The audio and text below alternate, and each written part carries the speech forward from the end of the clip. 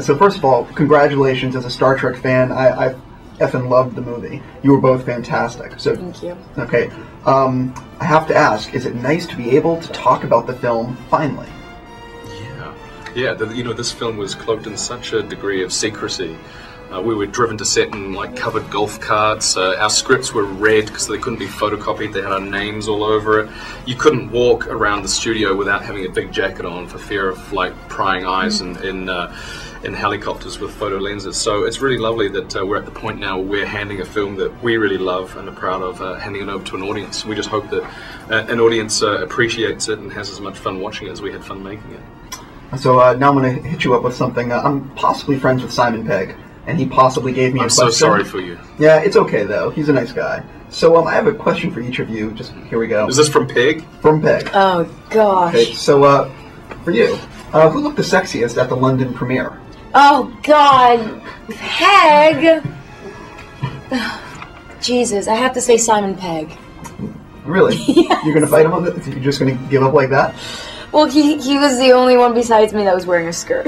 So me, but then Simon, right? Yes. Okay, good. And it was because of the skirt and because he's the one asking the question. Yeah. Okay, and now I'm not sure if this is funny or what the story is, but what's the worst case of space warts you've ever seen?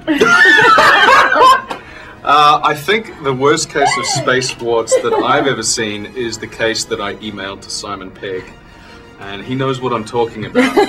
See, when I heard that question, I was like, when he emailed me, I'm like, is he going to find this funny? Yeah. I'm like, that doesn't seem very good. We had this back and forth. We were emailing each other about some of the more cruder aspects of the Star Trek fandom, and it just degenerated into warts somehow. Okay, so now I have to ask the serious but generic question: how much did JJ ask you to prepare by watching like the older shows or the movies, or did he say go in blind?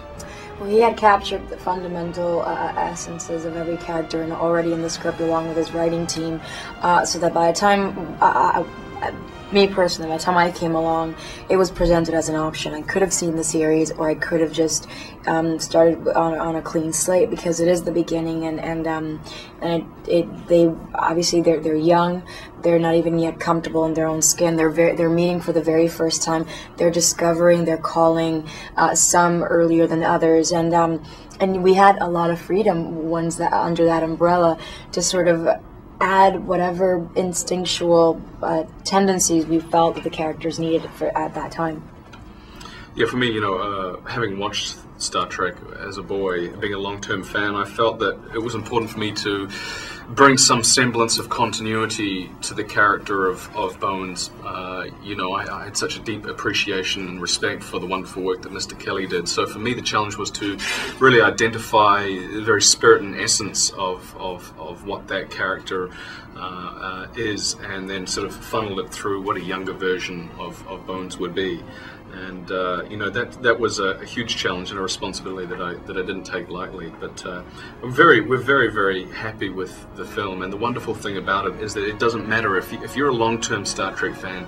There's a lot in this film for you. There's Red Shirt Des, there's Sulu with the sword, there's all sorts of great stuff. If you've never seen a Star Trek episode or a movie before, go along to this movie, because it is a movie that has been made for fans of film and of great cinema, and it delivers. It's action-packed, it's fun, it's funny, it pulls the heartstrings, and it's character-based. It's a great ride. It is a great ride, I agree. I have to wrap up, so both of you,